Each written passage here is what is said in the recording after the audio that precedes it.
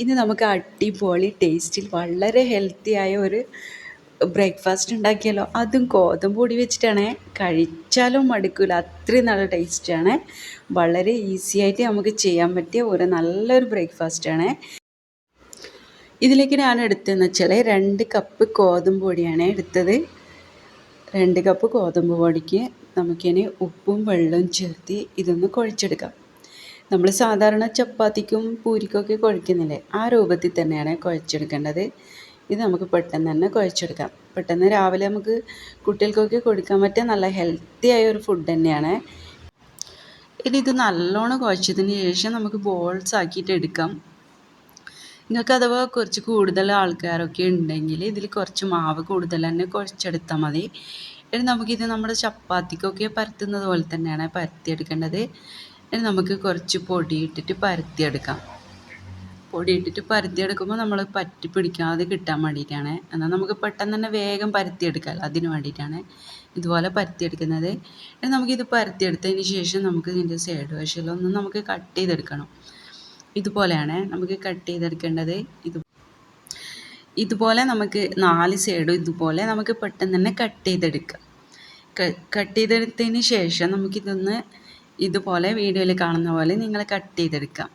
ഇതുപോലെ കട്ട് ചെയ്തെടുത്തതിന് ശേഷം നിങ്ങൾക്ക് അഥവാ വേറെ ഏതെങ്കിലും ഡിസൈനും ആണെങ്കിൽ അതുപോലെയും ചെയ്തെടുക്കാം കേട്ടോ. ഞാനിപ്പോൾ ഇതുപോലെയാണ് ചെയ്തെടുത്തത്. ഇതാകുമ്പോൾ നമുക്ക് വളരെ പെട്ടെന്ന് തന്നെ ചെയ്തെടുക്കാമല്ലോ, അതുകൊണ്ടാണ് ഞാൻ ഇതുപോലെ ചെയ്തെടുത്തത്. ഇപ്പോൾ ഈ വീഡിയോയിൽ കാണുന്ന പോലെ നിങ്ങൾക്ക് ചെയ്തെടുക്കാം. ഇതുപോലെ ചെയ്തെടുത്താൽ നമുക്ക് പെട്ടെന്ന് തന്നെ ഇത് നമുക്ക് ചെയ്ത് എടുക്കാമല്ലോ. അതിന് വേണ്ടിയിട്ടാണ്. ഇത് ഇടുന്ന സമയത്ത് നമുക്ക് കുറച്ച് പൊടി ഇട്ട് കൊടുക്കാം, എന്നാലേ നമുക്ക് പറ്റി പിടിക്കാണ്ട് കിട്ടാൻ വേണ്ടിയിട്ടാണ്. നമുക്ക് അതിനെല്ലാം ഇതുപോലെ തന്നെ ചെയ്തെടുക്കാം കേട്ടോ. നിങ്ങൾക്ക് വേറെ ഏതെങ്കിലും ഡിസൈൻ വേണമെങ്കിൽ നിങ്ങൾക്ക് അതുപോലെയും ചെയ്തെടുക്കാം. ഇത് സത്യം പറഞ്ഞാൽ നല്ല അടിപൊളി ടേസ്റ്റ് തന്നെയാണ്.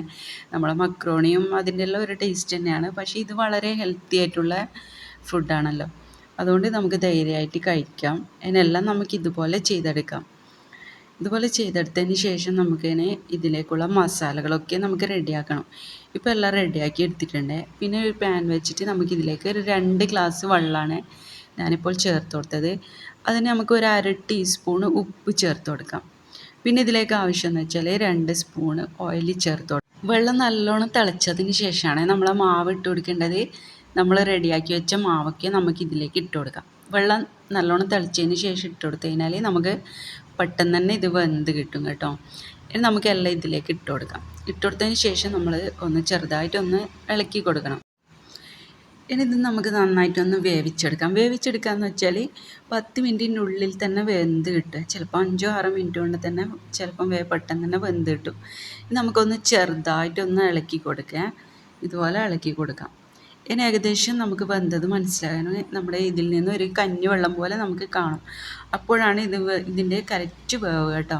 ഇനി നമുക്ക് ഇതുപോലെ ഇതിൻ്റെ വെള്ളമൊക്കെ ഊറ്റിയെടുക്കണം. വെള്ളമൊന്നും ഇല്ലാണ്ട് നമുക്കൊരു പാത്രത്തിലേക്ക് മാറ്റാം. ഇപ്പോൾ എല്ലാം ഞാൻ പാത്രത്തിലേക്ക് മാറ്റിയിട്ടുണ്ട്. ഇനി നമുക്കിതിൻ്റെ മസാല റെഡിയാക്കാം. ഒരു പാൻ വെച്ചതിന് ശേഷം നിങ്ങൾക്ക് ആവശ്യത്തിന് ഓയിൽ വെച്ച് കൊടുക്കുക. ചിലർക്ക് കൂടുതൽ ഓയിൽ ഇഷ്ടം, ചിലർക്ക് ഇഷ്ടമില്ല, അതിൻ്റെ അനുസരിച്ച് ഇട്ട് കൊടുത്താൽ കേട്ടോ. പിന്നെ ഇതിലേക്ക് ഒരു ഉള്ളി ചെറുതായി കട്ട് ചെയ്തത് നമുക്ക് ചേർത്ത് കൊടുക്കാം. പിന്നെ ഇതിലേക്ക് ചെറിയ പീസ് ഇഞ്ചി ചേർത്ത് കൊടുക്കാം. പിന്നെ പകുതി ക്യാപ്സിക്കം മുളകാണ്. പിന്നെ മല്ലിയില, കറിവേപ്പില. പിന്നെ ചേർത്ത് കൊടുക്കേണ്ടത് ഒരു തക്കാളിയാണ്, അതും ചെറുതായി കട്ട് ചെയ്തത്. നിങ്ങളുടെ കയ്യിൽ ക്യാപ്സിക്കം മുളകില്ലെങ്കിൽ ചേർത്ത് കൊടുക്കണമെന്നില്ല, അത് ഓപ്ഷണലാണ്, വേണമെങ്കിൽ ചേർത്ത് കൊടുത്താൽ മതി.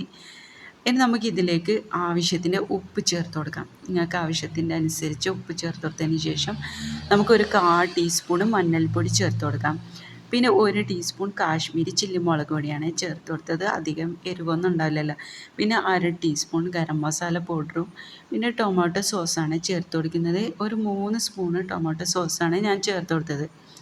ഇനി ഇതൊക്കെ കൂട്ടി നമുക്ക് നന്നായിട്ടൊന്ന് വഴറ്റിയെടുക്കാം. ഇതിൻ്റെ പച്ച മണമൊക്കെ മാറി കിട്ടുന്നവരെ വഴറ്റിയെടുക്കണേ. നമുക്ക് ഏകദേശം ഇതിൻ്റെ നല്ലൊരു മണമൊക്കെ വരും. അതിന് ശേഷം നമ്മൾ വേവിച്ചെടുത്ത നമ്മൾ ഗോതമ്പിൻ്റെ മാവ് ഇതിലേക്ക് ഇട്ട് കൊടുക്കാം. ഇനി ഇത് നമുക്ക് നന്നായിട്ടൊന്ന് മിക്സ് ചെയ്ത് കൊടുക്കാം കേട്ടോ. ഈ മാവിലേക്ക് നമ്മൾ മസാലയൊക്കെ ആകുന്ന രൂപത്തിൽ നല്ലോണം നമുക്ക് ഇളക്കി കൊടുക്കാം. ഇനി നമുക്കിതൊരു പ്ലേറ്റിലേക്ക് മാറ്റണം. ഇതുപോലെ ആയി കിട്ടണേ.